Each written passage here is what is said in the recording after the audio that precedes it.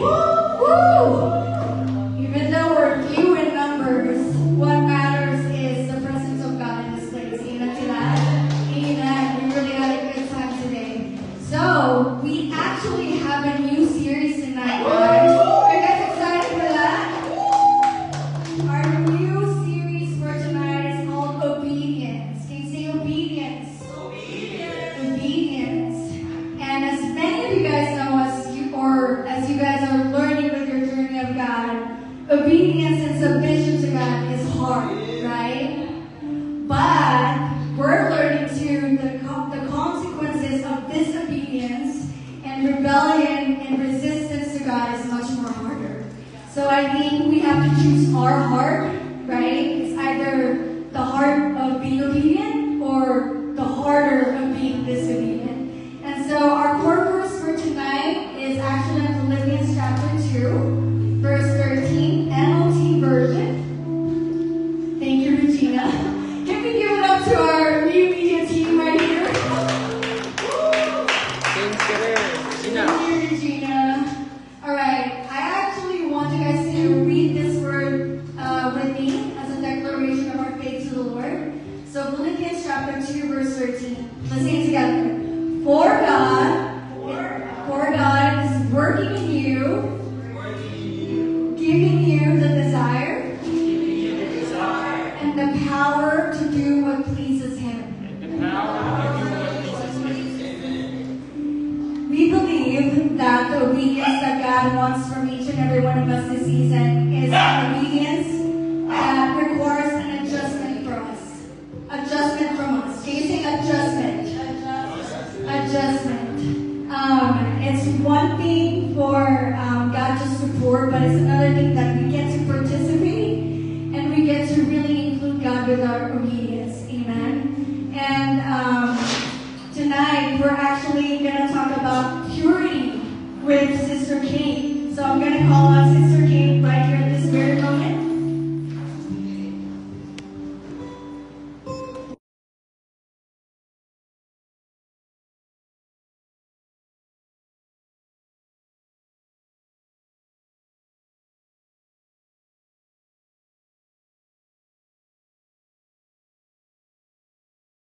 Father God, we want to welcome you at this very place, God. We want to say, oh God, that you're the only reason, oh God, why we are here, oh God. Lord, we give our hearts to you, oh God. We lay it down, God. Anything, oh God, any pride, oh God, any offenses, oh God, any heartaches, oh God, or anything, oh God, that is hindering us, oh God, from receiving to you, God. Lord, we surrender that at your feet, God. And Lord, we're praying for our sister Kate, oh God, right here at this very moment, Lord. We pray, oh God, for her anointing, oh God. We pray, oh God, for your words to come out of her mouth. We pray, oh God, for your heart for us, oh God, to be spoken to her tonight, God. Lord, we pray, oh God, that we're not just going to be hearers of your word, God, but we're going to be doers of your word, God. If this is obedience that you're calling us out for, oh God, Lord, we pray that we're going to be submissive, oh God, and we're not going to be resistant, oh God. Because, Lord, we're here, oh God, out of reverence to you for all the things that you've done for us, oh God. And so, humble us, oh God, and use Kate mightily. In Jesus' mighty name we pray. Amen. Thank you. Give me a moment.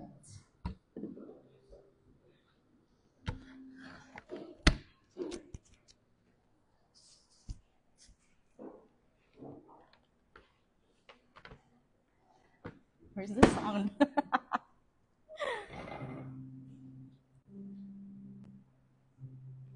Okay.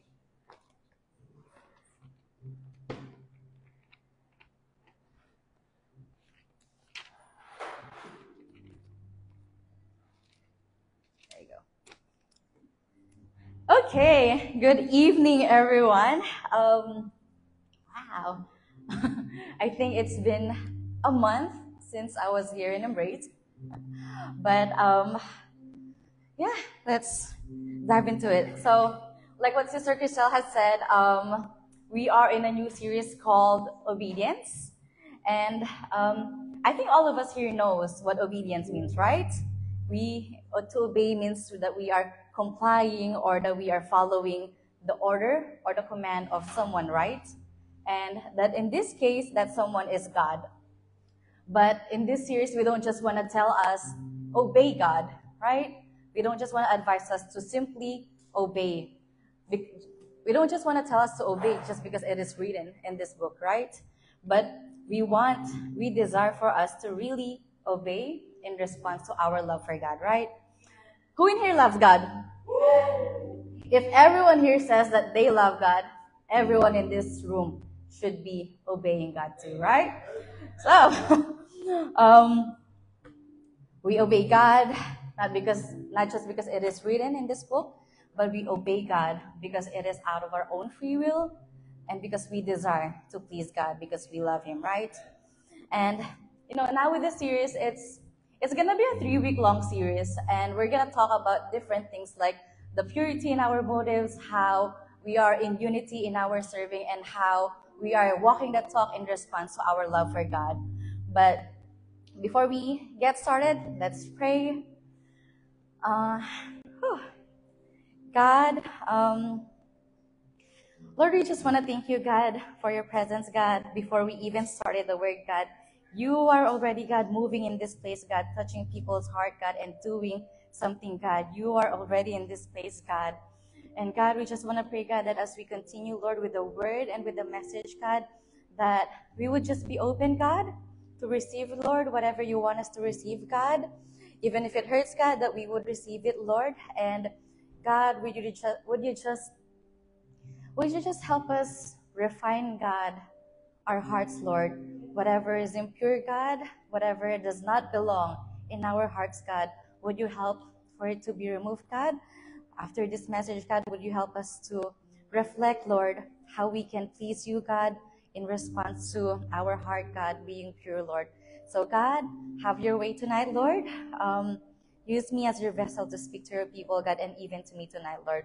So, God, we uplift you, Lord, this following hours, God. In Jesus' name, amen. Okay, so our topic for tonight is purity in our motives. And the core verse is found in Psalms 51, verse 10. It says, keep creating in me a clean heart. Fill me with pure thoughts and holy desires, ready to please you.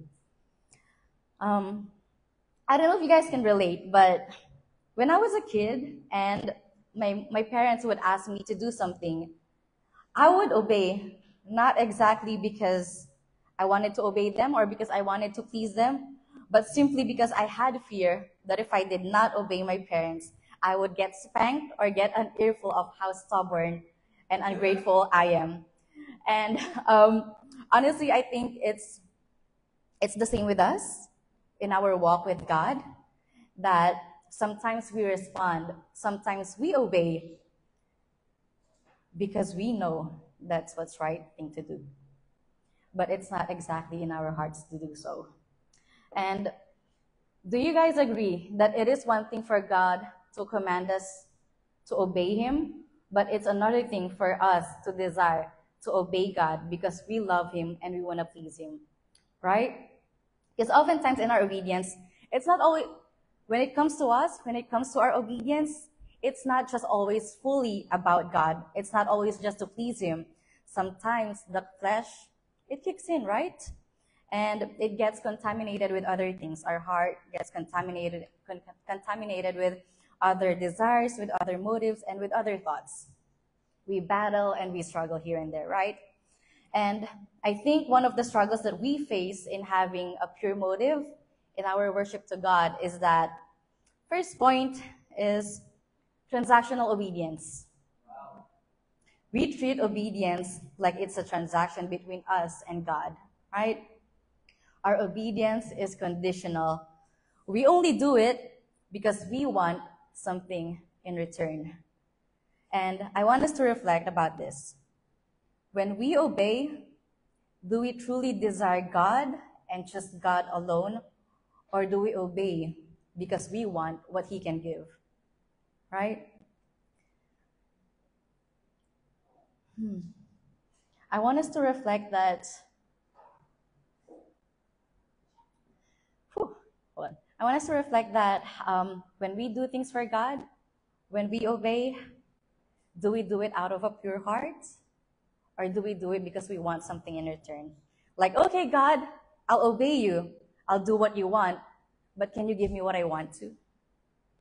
Okay, God, I'll obey you. But Lord, can you give me the promotion that I want? Okay, God, I'll obey you. But can you give me the man or the woman of my dreams? Right? I think a lot of us have I think a lot of us have become conditional with our love to God, with our obedience, that Lord, I will only do it if you give me what I want. Lord, I'll only do it if you give me the desires of my heart, right? And in the book of Ruth, when Ruth followed Naomi to Bethlehem, where she met Boaz, her intention to following Naomi was solely because she loves and cares for Naomi. There was no intention of going to a different city so she can meet a different guy, right? No intentions of receiving a reward based off of her actions for being faithful and loyal to Naomi, right? And in Ruth 1:16 to 17, it says, "But tearfully Ruth insisted, 'Please don't ask me again to leave you. I want to go with you and stay with you. Wherever you go, I will go. Wherever you live, I will live. Your people will now be my people, and your God will now be my God. Wherever you die, I will die there too.'" Can we all agree that Ruth is loyal and faithful? Right? Amen? And I think, to be honest, some of us are the opposite of Ruth, unfaithful and not loyal. And we might not even be aware of it, right? Some of us respond based off of what will benefit us rather than what God wants us to do. Some of us obey because our eyes are at Boaz, at the prize, rather than at the eyes of God, right? And I think it's a good reminder for us, right? That in our obedience, in our worship, we're not in it for anything other than just God and just God alone, right? Are we worshiping to please other people? No, right? Are we worshiping to be seen by other people? No, right? We're worshiping God, we're serving Him because we love Him, right? And I just pray that I think it is important to reflect and ask God to examine our motives, right? Just like what David did in Psalms 139:23. David said, "Search me, God, and know my heart. Search me, God, and know my heart." Notice how David asked God to do it. Search me, Lord, search me, and know my heart. Because I think, in my experience as a human being, we have blind spots, right? We have blind spots. Can you see the people behind you? Can you see whatever's behind you? No, right? So that thing behind you is a blind spot. And even this thing on my side, it's a blind spot to me. And we have areas that we don't see that needs to be corrected and that needs to be pointed out, right? Because a lot of times we develop idols or hidden agendas in our lives and we're not even aware of it. But I think sometimes we are aware of it, but we're in denial that it's there, right? And oftentimes those hidden agendas, those hidden idols, it's affecting our response. It's affecting our actions. It's affecting our worship. It's affecting how we serve God. And, when we go to church, do we come here to meet with God? Do we look forward to meeting God? Or do we look forward to meeting something or someone else? So, reflect on that. When you serve, when you go to God, are you after something or are you just after God's heart, right? And it's also important to reflect on when was the last time you asked God for a heart check? When was the last time you asked God, Lord, search me and know my heart? Because maybe it's that time when we need to ask God to reveal and refine those impure things in our hearts, right? I think he's here. I remember a few years back, Ate Mimi and I were talking about my ex. And she was like, "Ga, did you know before your ex, he was your God before? You're making him your idol?" And she said it so casually, like we are just having a friendly conversation, and we were. But in my mind, I was like, no, no, that's not true. What are you talking about? And I was like, he's not my idol. He wasn't my God. I wasn't making him my God. And because if you think about it, when someone says something is your idol, someone is your God, that sounds so extreme. Like if you tell me that Regina is my idol or my God just because I love her, that sounds so extreme. um, but because it's like Ate me, I'm not bowing down to that person. I'm not bowing down. I'm not worshiping that person. I'm not making that person my idol. But anything and anyone that you prioritize and put above God is your idol. Anything that you prioritize and put above God is your God. That's why when Ate Mimi said that, I was like, that's not true. But then, reflecting now, it is true. Because back then, I was putting my ex first. I was prioritizing my ex first. And I think all of us needs an Ate Mimi in our lives. Amen to that. um, um, it's actually my hope and prayer for us that we would have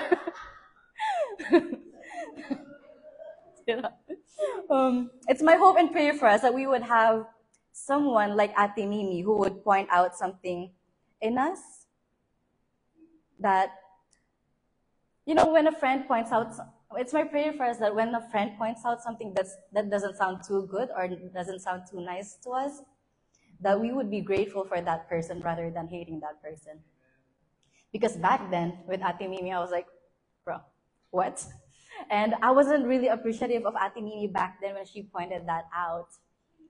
But, looking back now, I think that kind of person is important in our lives. Because like what I said, we all have a blind spot, right?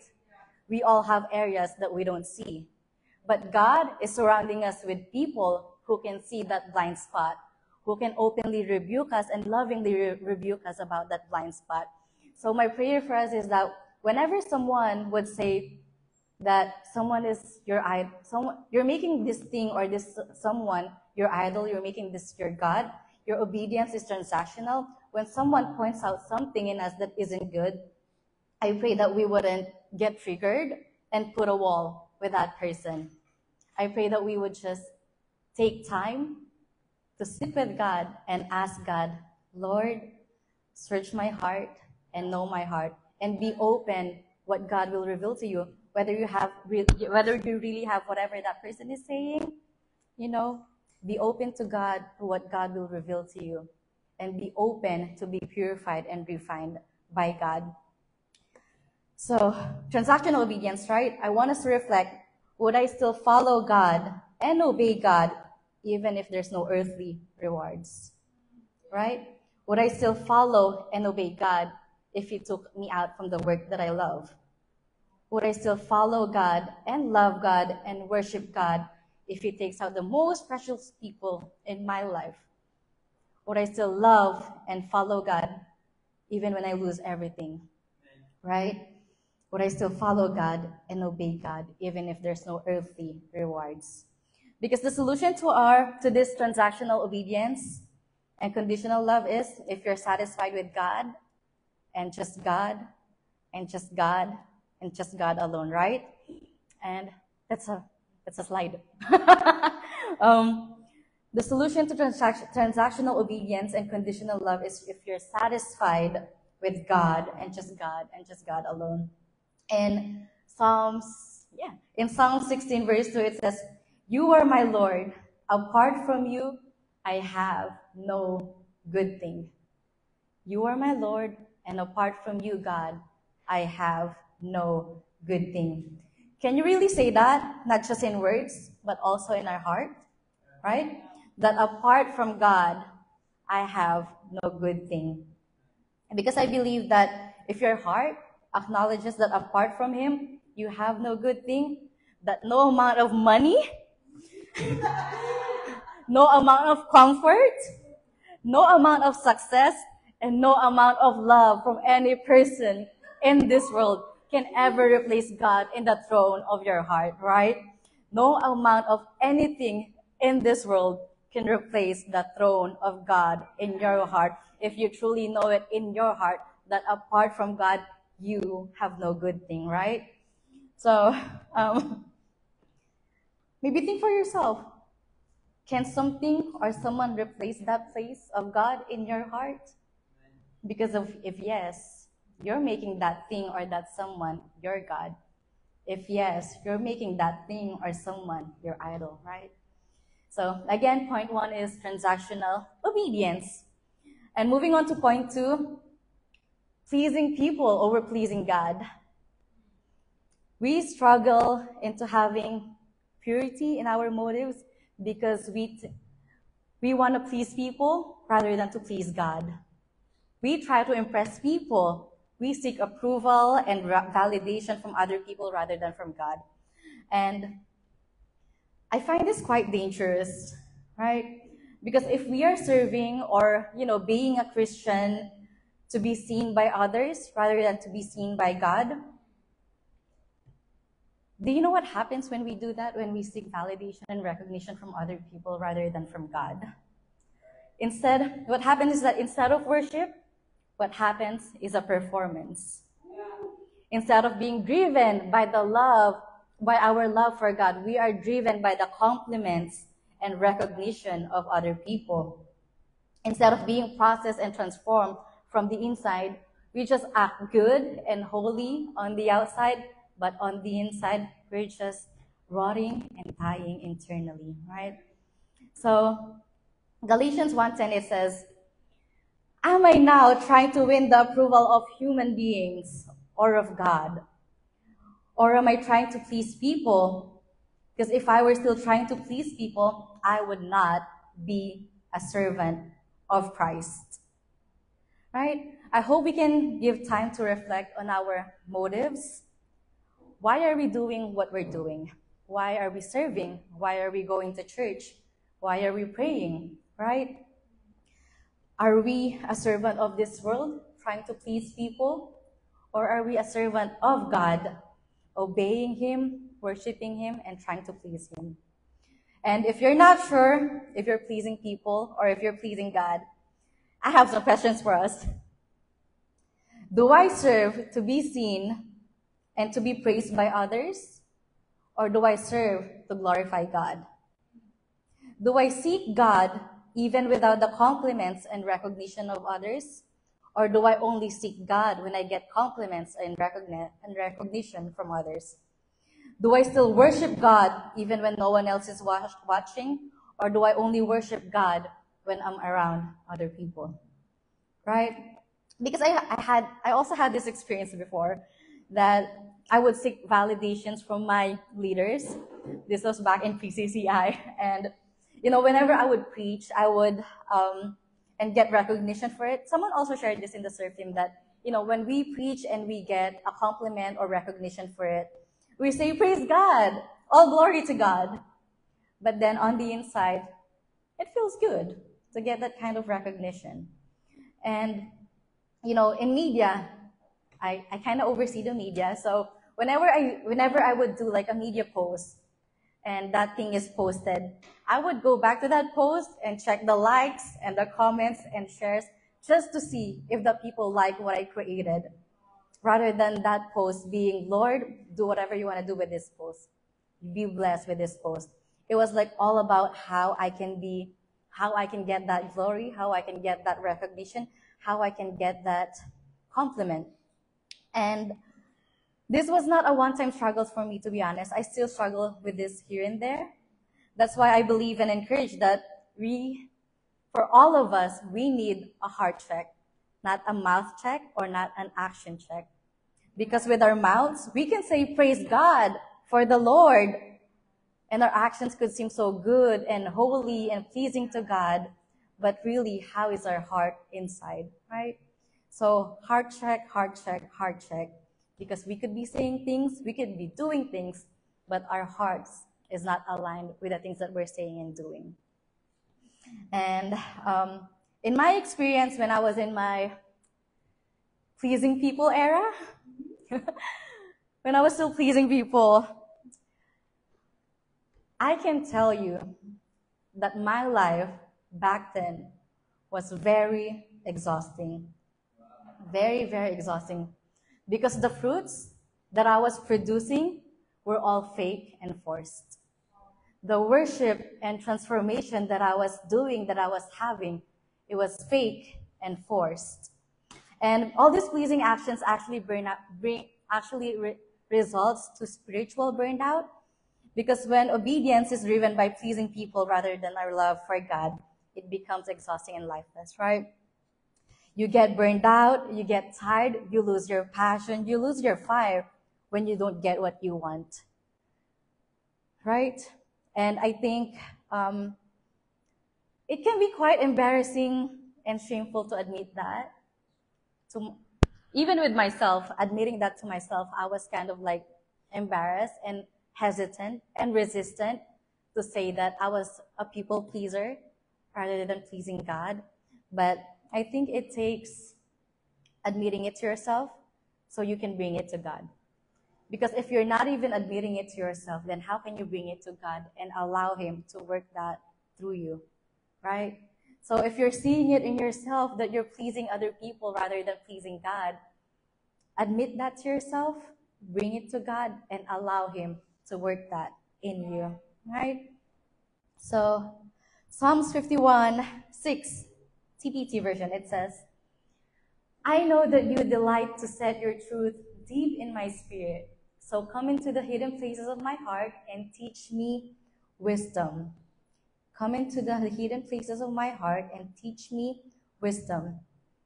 I hope that when we discover something impure within us, that we would not try to hide it, but instead bring it to the light.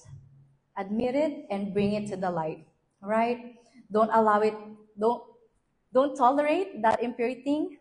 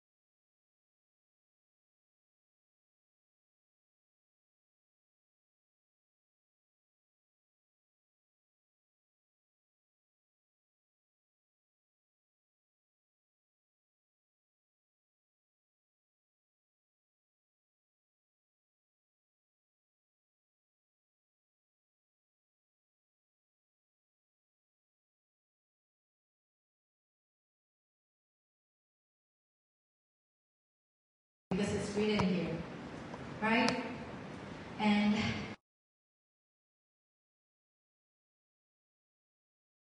honor me only with their words, for their hearts are so very distant from me. They pretend to worship me, but their worship is nothing more than the empty traditions of men. God says it's nothing but an empty tradition of men. In other version, it says, they worship me in vain.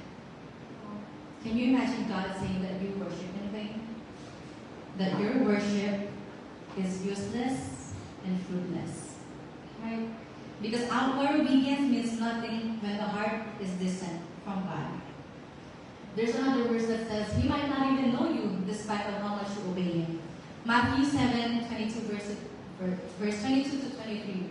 It says, on that day many will say to me, Lord, Lord, did we not prophesy in your name and cast out demons in your name and do many mighty works in your name? And then will I declare to them, I never knew you.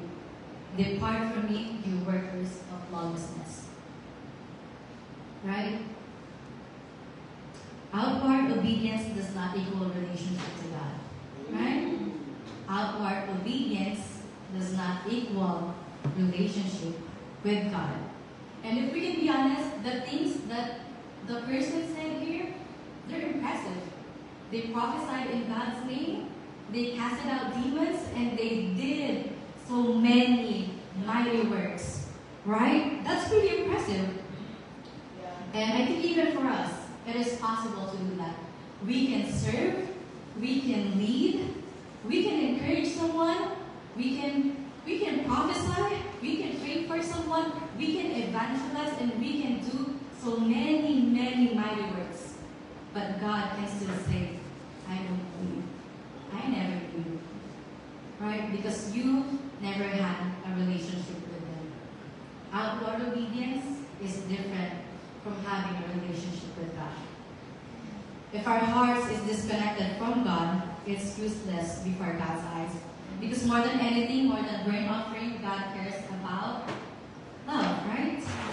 More than anything else, God just wants love. Hosea 6:6, it says, I want to show love, not offer sacrifices. I want you to know me more than I want burnt offerings. Right?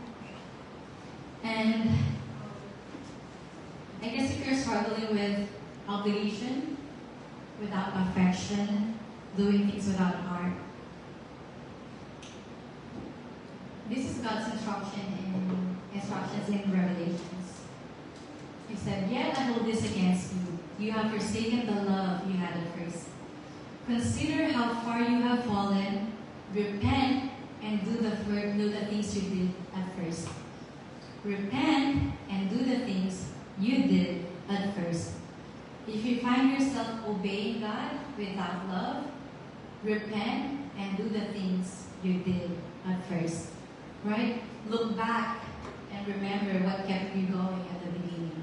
Amen. Look back and remember how come your fire was so ablaze back then and now it's so weak. Look back and remember what kept you going. Cultivate once again a heart that is in awe and devoted to God.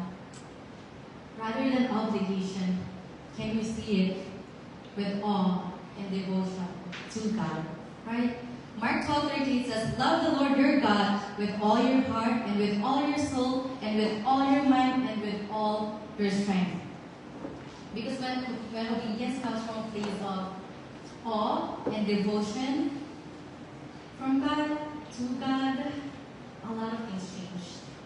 A lot of the impure things starts to become purified.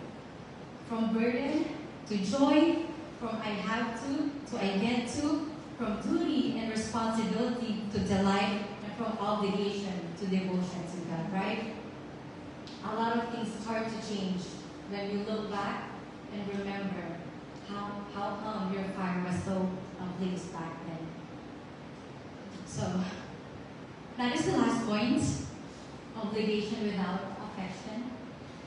And that's all the points for tonight, but Obviously, there are other more struggles that we face in our hearts, why our hearts is impure, right? Why our motives in our worship towards God is not pure. But I can cover them all tonight. And my hope for us is that, in our own time, that we would reflect, how is my motive? How is my motive? Why am I doing what I'm doing? Why am I obeying if my motive is not pure, if it's not for God? And I pray that we would be open to listen to that revelation. Because God will point out things when you ask God for it. Right? God will point out things when you ask Him for it. But I pray that when it gets revealed, that we will be open to surrender and bring it at the feet of Jesus, right? And I think it's a time and season for us to do a self-reflection, how our motive is, right? Because I was thinking about it and I asked my co-comedians about it. I was thinking, a lot of us, maybe all of us here, have impure motives. And we've been comfortable with that impure motive for how many months, for how many years. But why is God calling that out now? Why is God calling out the purity of our motives and purity of our hearts? And could it be that we're entering a new season? And this self-check about our obedience, about our motive, is a checkpoint for us to move to the other side, to that next season, right? Even for the serve team, some of you guys might not know, but the serve team had a renewal of vows. We had a renewal of our yeses and nos to God. And I think that is because we are about to enter a new season. God is wanting to bring us out from one place to another. But the question is, are you ready? Is your heart ready for what God is about to bring you? Is your heart pure enough? Is your motive pure enough to tend to what God wants for that next season in your life? Right? And if you guys are asking, why do we need to be pure? Right? Why do we need to be pure? We're just human beings and we're still in our flesh, and it's inevitable for us to sin and to have that impurities in our hearts. But I think it's important to remember Proverbs 4:23. It says, above all else, guard your heart, for everything you do flows from it. Everything you do flows from it. So in our worship, would you guys agree that in our worship we want to bring up pleasing aroma to God? Amen. Right? Amen to that? I don't know if you guys have had this experience. When you're driving, or maybe you're a passenger, but while you're in a car, you smell something that stinks like a skunk fart, and you're just like, ooh, what's that smell? Did you fart? Right? And it turns out that your car recirculation is open. But to me, when I was looking at it, I don't want to bring my offering to God, and God will act that way. I don't want to bring my offering to God and God will be like, what's that smell? It's impure. Right? Do you want to bring God an offering that is impure? Do you want God to smell your aroma, the aroma of your offering that is impure, filled with dirty things, right? So, yeah, I want us to, remind ourselves, do I want God to act that way when He smells my offering? Or do I want God to smell a pleasing aroma, a lasting aroma before God? Right? Do you guys desire that too? A pleasing and a long-lasting aroma before the presence of God. Right? So again, back to the core verse. Psalms 51 verse 10. Keep creating in me a clean heart. Fill me with pure thoughts and holy desires ready to please you. And it is true, it is inevitable for us to have a dirty and impure hearts, right? It is inevitable. But that's why it says on the verse, Keep creating in me a clean heart. Keep creating in me a clean heart. It's not just one time. Your heart beating me, it's not just one time. But it has to be again and again and again and again. Keep creating in me a clean heart. And then it says, fill me with pure thoughts and holy desires ready to please you. Are we desiring to be set apart from this world? Right? Are we desiring to be set apart from this world with pure thoughts, holy desires, and refined by God like a gold? Right?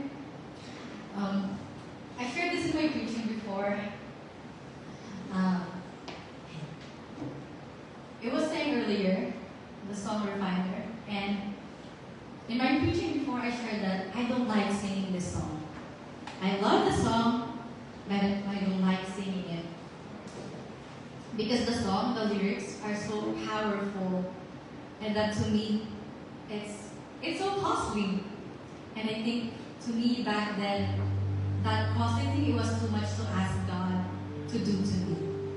Because in the song, it says, I want to be tried by fire.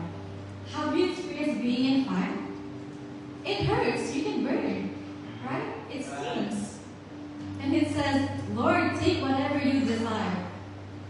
I want you guys to think of the person that you love the most, of the thing that you love the most. And imagine that thing and person being taken away by God. Right? That's what it means when we sing and ask God, Lord, take whatever you desire. And it says, take my life as a sacrifice. Are we ready to be a living sacrifice for God? Right? Pure in our hearts, pure in our motives. And to be honest, I think as heavy as this song may be, The Refiner, I think that it is fitting.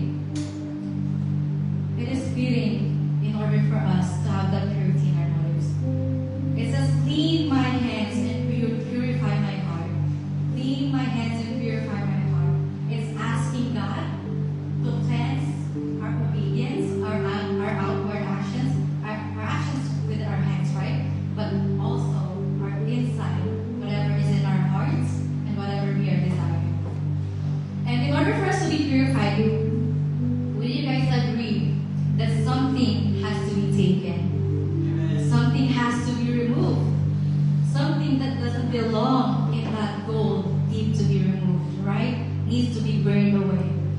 And just like a purified gold, it has to be refined.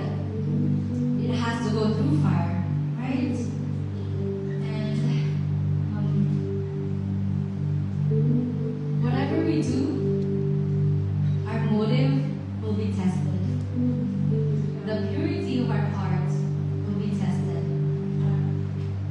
But are you ready to be refined by God? Right? My desire for all of us is that we would bend down and allow God to refine us. Right? Bend down and allow God to refine us. Even if He does not. Even if He does not give what you want. Right? Even if He does not give what you want. Even if no one sees it. Even if He does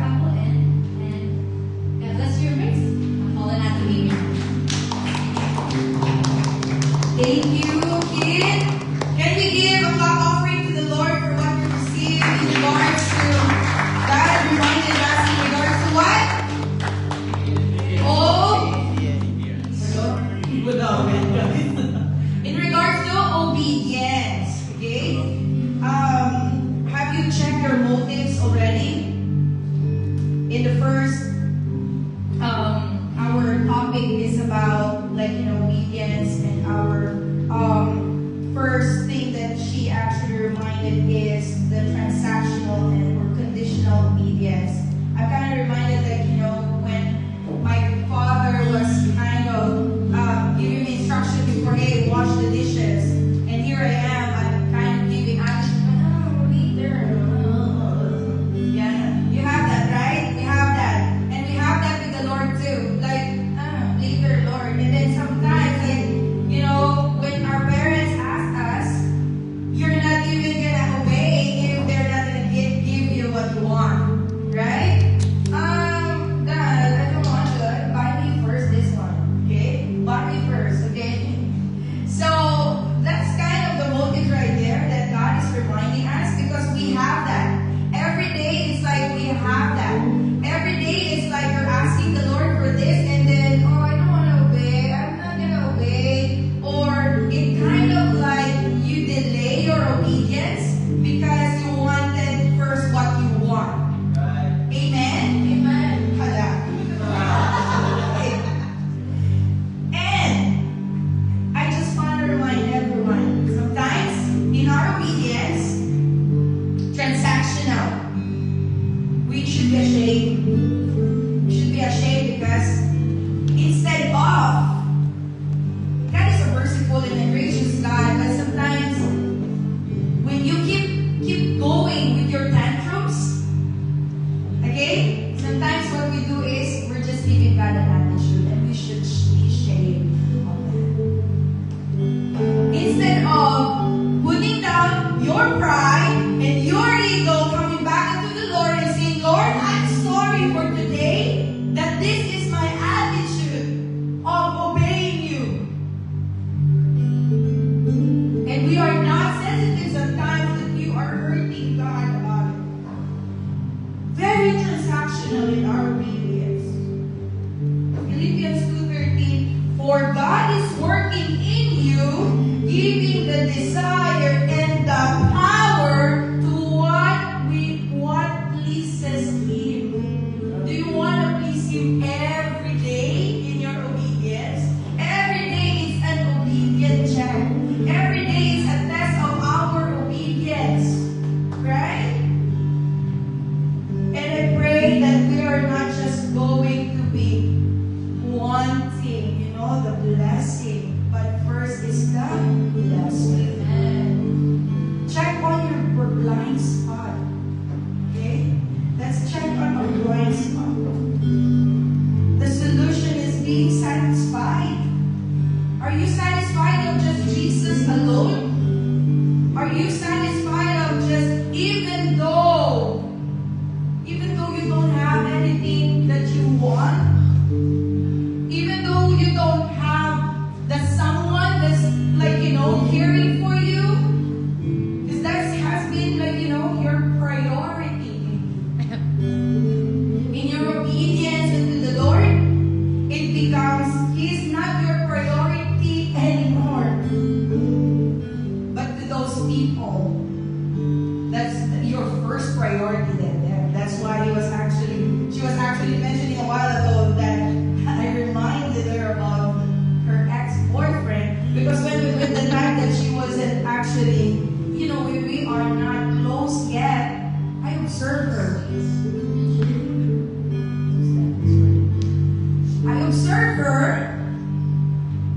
She is not there because the boyfriend wasn't there. So I'm like, oh, Kit Kat is here, so because the boyfriend is here.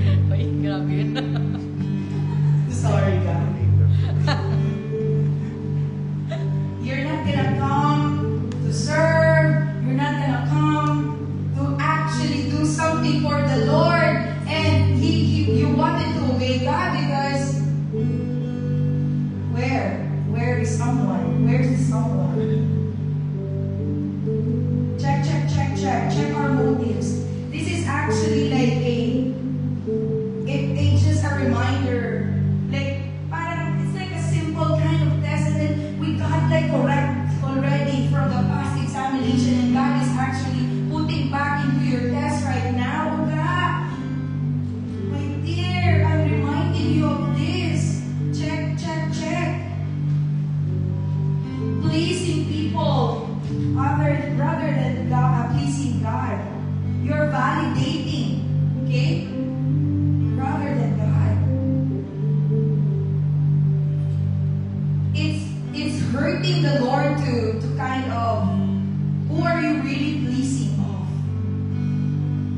love recognition. We so love to kind of applause of the people rather than being hidden, being in the hidden. And I'm reminded about that cake. Sorry, God, I just example you again. PDE. Every time, like, you know, the serve team, we assign them every time the opening, the intercession here. So you're like, you know, giving an announcement. And to be honest with you, if there was a time, there's a time that, okay, it's, you know, God is kind of just putting me, the committees will be the one to be assigned. And I told her, God, you're the intercession. And you know what she will do? She will text me personal text.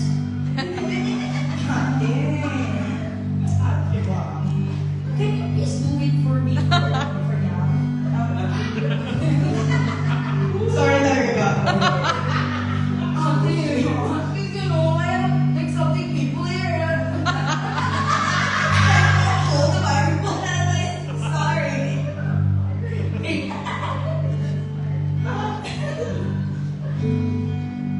And I reminded her, no, it's you. God is like, it's your turn. And you know what? Sometimes I would want to praise God about it because she will just say, okay, I'm just gonna please God. It's all about to please God. I'm gonna obey even if it feels like I'm so ashamed because of my face, of pimples, and all of that. But it's for the Lord.